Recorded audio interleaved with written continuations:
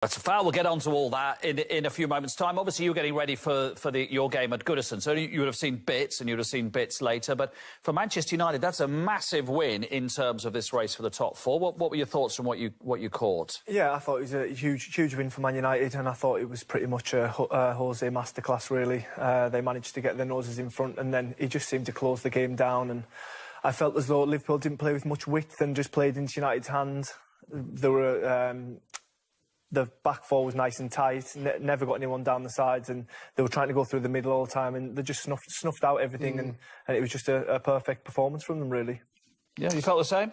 That's just what he does, isn't it? When it's a game that matters and he's got to win it or he's got to get something from it, he just knows how to do it. Man United can still play better. Liverpool, and Don's going to talk about Liverpool in 2 secs, but they weren't as good as they could have been. Man United surprised Liverpool. That's what I think. I think they surprised Liverpool. Liverpool think, oh, wow, wasn't expecting that. Put Liverpool on the back foot. Man United could play their game. I thought Man United were dominant. Yeah, it was a strange performance. I thought first 5 minutes of the game was a strange watch because it was all Liverpool. The United just went really deep, but Jose knew exactly what he was doing. The feeling I got before the game, my overriding feeling of the game was if Liverpool score early and dominate the game, they'll probably go on and win the game. If United keep it tight for 45 minutes or to an hour, I then lean towards the home side because I've played in this fixture. Liverpool always seem to panic in the last 20, 30 minutes of this fixture. United got off to a fantastic start and scored good goals. But when Jurgen Klopp sees the defending again, especially from Trent Alexander-Arnold at 19, he made some basic errors. There was players on the pitch that didn't perform for Liverpool. I thought Oxlade-Chamberlain's passing wasn't great. I thought Mane was going for Hollywood balls all the time. And Dejan Lovren, I don't think in the first 25 minutes of the game won a single header against He was Lukaku. bullied, wasn't he, by Lukaku? And Lukaku deliberately... Because I saw a lot of tweets from Liverpool fans going, why doesn't Klopp change it? Well, Glenn, you go and stand on the weaker centre-half, don't you? Yeah, well, I think that's...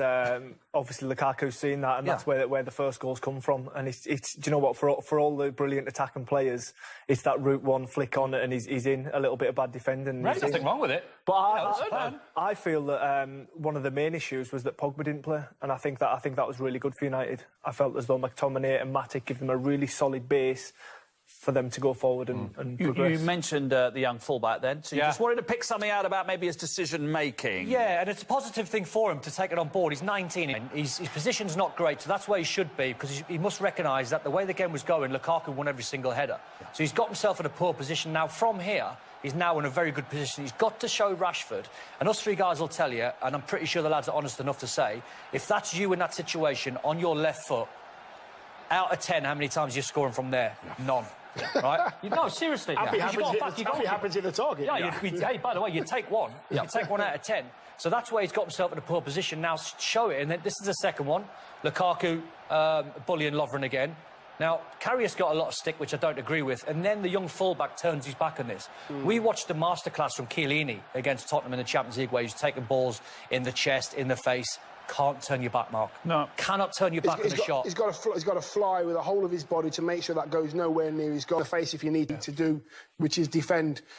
The Lukaku situation with Lovren, Glenn will tell you now, he's still playing. If you know, after your first 2 or 3 headers, you know... I've got him. You know, and then you stay on him, and then all you ask then, if he's got to go route one, you've got to make sure you've got people gambling.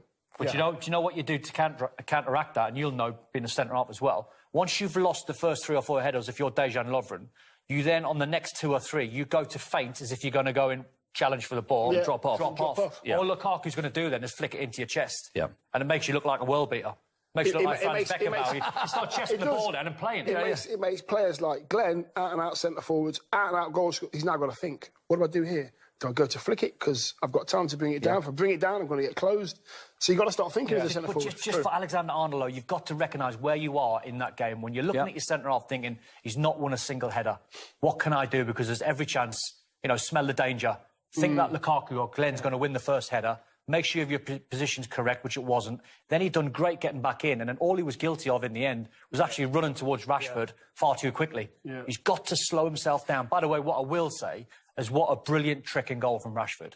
Lovely little Cruyff turn on his left side, and we were looking at the finish there. I mean, to get the amount of whip into that bottom corner and the power and the accuracy, first class. I wonder if there was a bit of frustration in there as well, Glenn. He hadn't started a game since Boxing Day. Obviously, Sanchez has arrived, great fanfare and huge amounts of money, and you know, hasn't hit the heights yet, let's be honest, Sanchez, has he?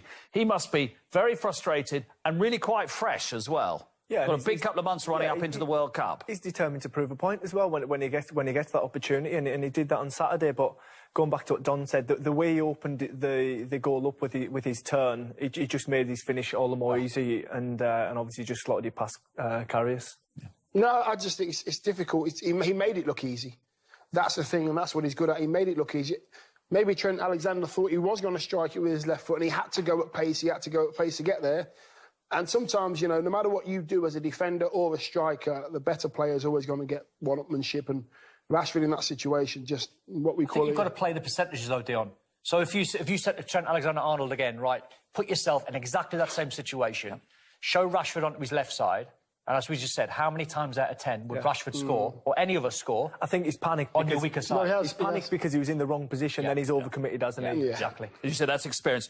We're going to do, in Ref Watch, a lot of the penalty decisions, but while we've got you, Glenn, let's just have a quick look at the two Liverpool ones as well. Even off-air is really interesting. You need Glenn at the touchscreen because we've been arguing already. We have been arguing with Chris Foy as well, which says it all. Now, Jim Beglin says in commentary, how far has the ball travelled? Has that made a difference? What do you think, Glenn? I think that's the only argument. Because I can't say that his body shape's changed to go towards the ball. He's still in his running motion. And then this one, for me, Fellaini can't see him. He's going to let the ball roll across him and turn out and play. But I think it's clever play by Mane to possibly get a penalty there. But for me, it's not. 2 out of... I think he's got 1 out of 2. He's got 1 out of 2. Well, it depends. But it's interesting, of course, because it doesn't have to deliberately be a foul. Laws as well. So Mane might say, he didn't mean to foul me. But he brought me down. I just hope Chris Foy can clear all this up, because I don't know what the rules are anymore. Yeah, but you know it's Chris, not Alan Wiley this week. Yeah. Oh, is it Chris? Yeah, so... Can we not get Alan? Alan's on holiday. We've got a situation now with Man United winning where you feel we got 3-2 now, don't we, with Liverpool, Tottenham and Chelsea. Yes. And obviously we're about to see Tottenham and Chelsea and what they did over the weekend. So that was a defeat which just keeps the pressure on Liverpool, doesn't it, with this top 4? Yeah, and it was a marker from Jose and Manchester United just to brush Liverpool back 5 points, because Liverpool and a few other clubs like Tottenham were having the momentum. United weren't playing great, but they were getting over the line, getting results, and you just felt if Liverpool could have won and got back into second, it might have dented United's confidence. But again, though, playing in these games, for no rhyme or reason, I'll always lean towards the home side because of the atmosphere, because of the attitude you have as an away player. But when Jurgen Klopp looks at that performance, he won't be happy with some of the passing. But I'm pretty sure Jose was spot on. In his presser afterwards, he said Liverpool were great on the ball, but we were equally as good off the ball. And that's what kept them in the game, because the second half, it was all Liverpool. It was only a matter of time. If they got the first goal, they got it. Then could they go and get the equaliser and the winner? But United's defending first class. Can you feel that when you play against United? Can you feel that they're waiting for you to do something and then they'll do well, I think that's difficult for me to comment on, really, because obviously Man United's a huge club. So when you go with a so-called lesser club, you can feel that pressure. Do you know what I mean? If you are winning going in the last 10 minutes, they're coming and you're banked in and you're hanging on a little bit like we did to Arsenal last weekend. But when you go there with another big club, I think they should have a different mentality to obviously to stand their own ground. Absolutely. OK, big win for Manchester United, defeat for Liverpool. Let's have a look at a couple more games involving the top 4. So let's start with